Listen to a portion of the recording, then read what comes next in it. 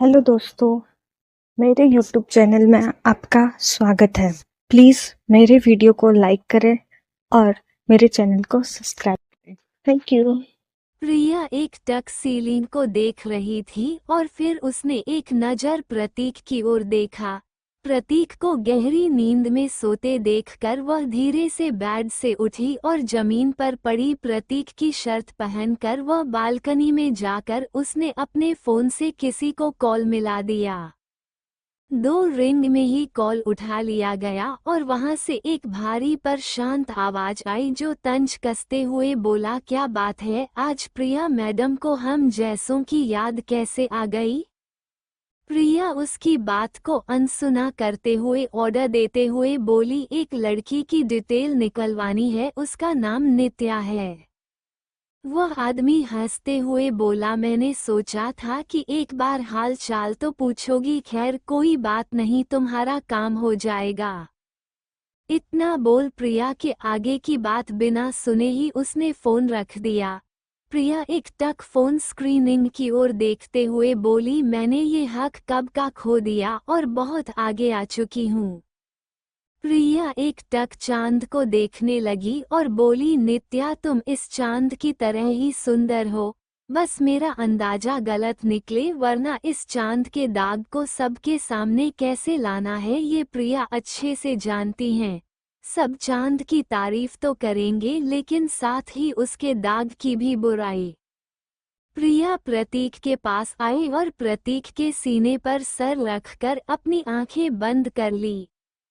अगले दिन वीर नित्या के उठने से पहले ही उठ गया और नित्या के माथे पर किस कर वह वहां से फ्रेश होकर अपने स्टडी रूम में चला गया। थोड़ी ही देर बाद नित्या ने धीरे धीरे अपनी आंखें खोली। वह अपने आसपास देखकर याद करने की कोशिश करने लगी।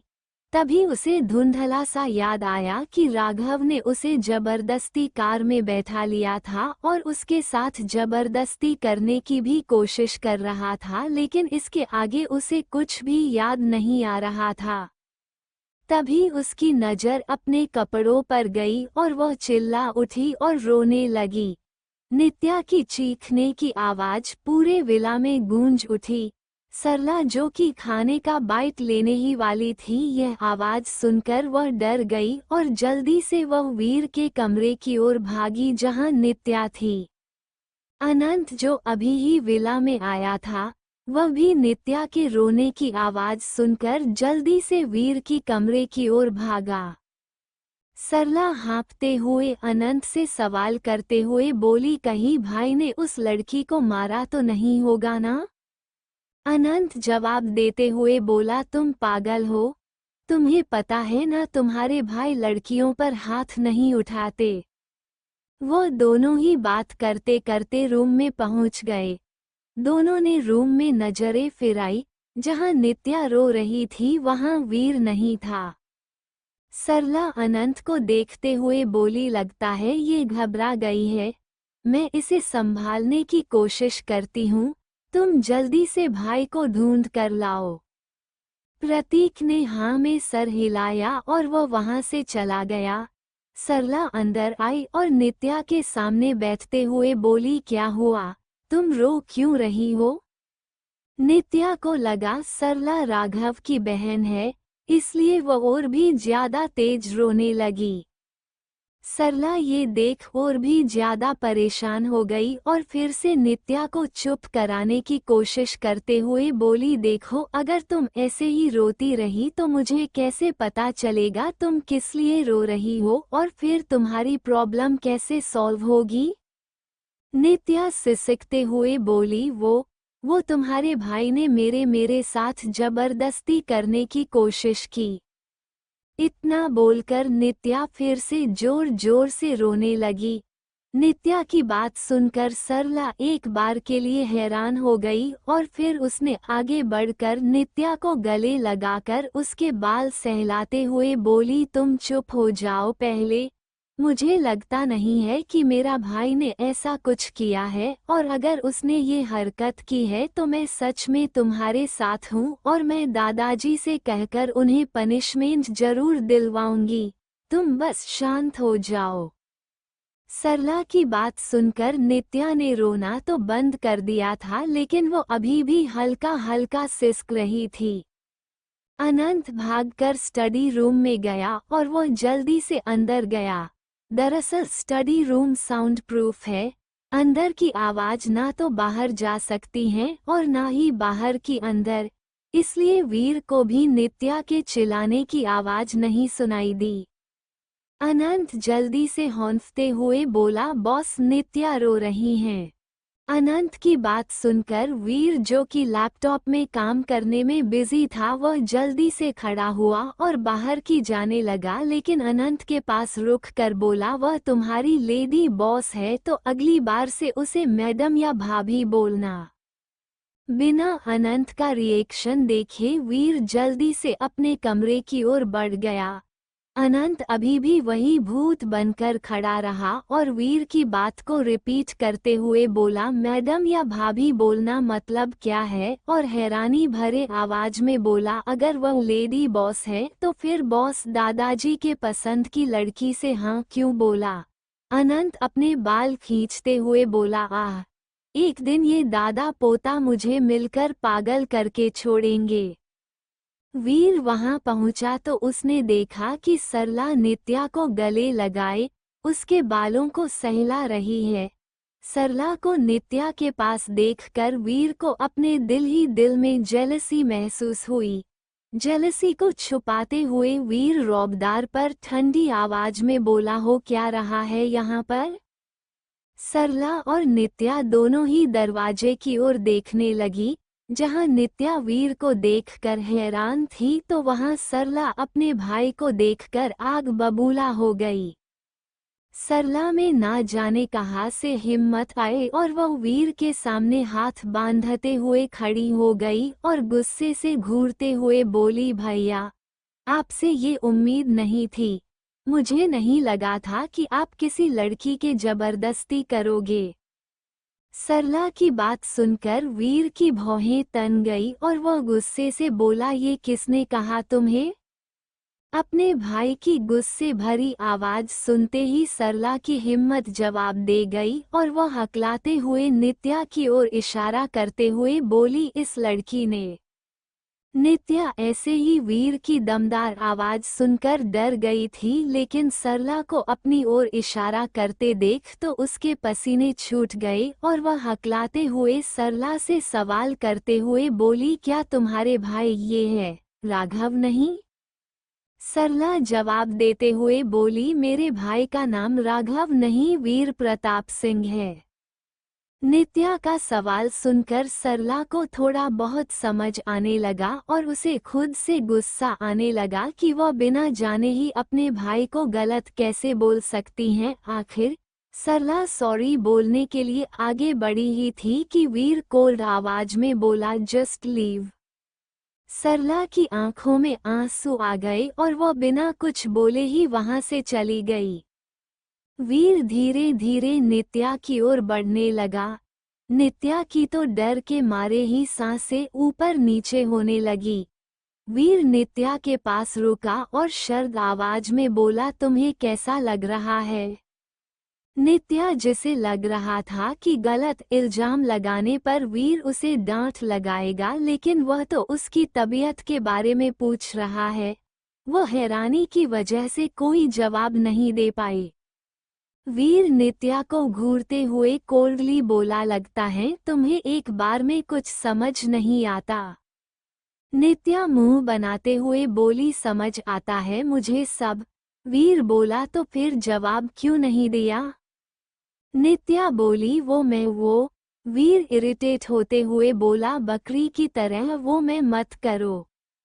नित्या गुस्से से बोली, वो मैं हैरान हो गई थी इसलिए जवाब नहीं दे पाई, और वैसे भी तुम होते कौन हो जिसे मैं जवाब दूं।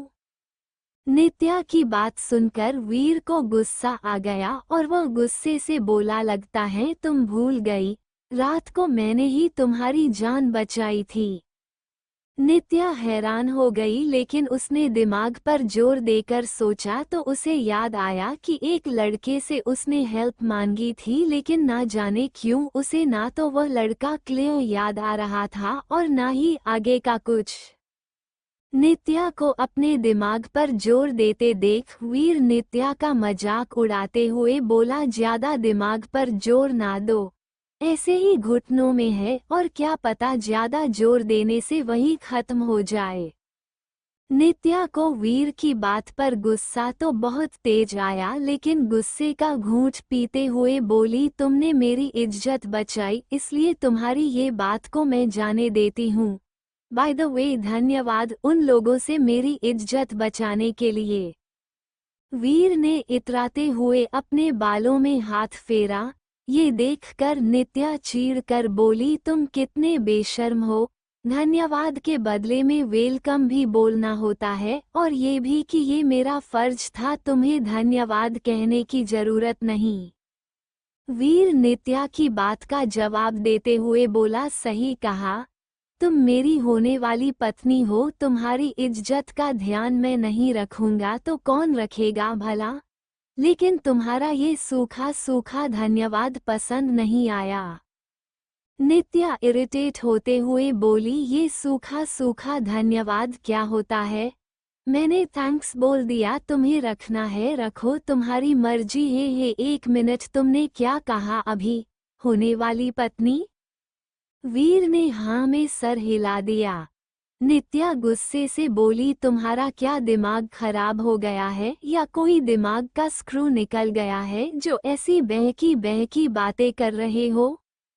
वीर ने नित्या को कमर से पकड़ बेड से उतारा और नित्या की कमर को थामे ही बोला, तुम ही मेरी होने वाली पत्नी हो और आज ही हमारी शादी है। नित्या वीर के मुंह के पास आई और कुछ सूंघने लगी। वीर हैरानी से बोला, ये क्या कर रही हो? नित्या जवाब देते हुए बोली, यही देख रही हूँ कि कहीं नशा तो करके नहीं आए हो। नित्या की बात सुनकर वीर अगले ही पल अपने होठों को नित्या के होठों से जोड़ देता और उसे हल्का सा किस करके दूर होते हुए बोला, तो मैंने क्या शराब पी है?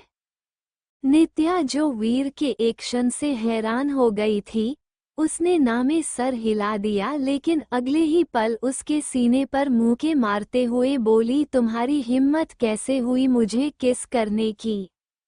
वीर नित्या के होठों को एक बार और किस करते हुए बोला, ऐसे वैसे भी तुम मेरी होने वाली पत्नी हो तो तुम्हें तो मैं किस कर ही सकता हूँ।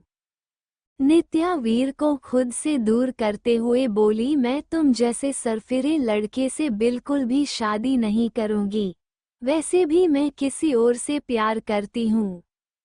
वीर जो अभी तक नित्या से अच्छे से बात कर रहा था लेकिन किसी और से प्यार करता हूँ सुनकर वह गुस्सा हो गया और नित्या को होठ पर बाइट करते हुए बोला, जिसे भी करती थी उसे भूल जाओ, अब तुम सिर्फ और सिर्फ मेरी हो, समझ आया?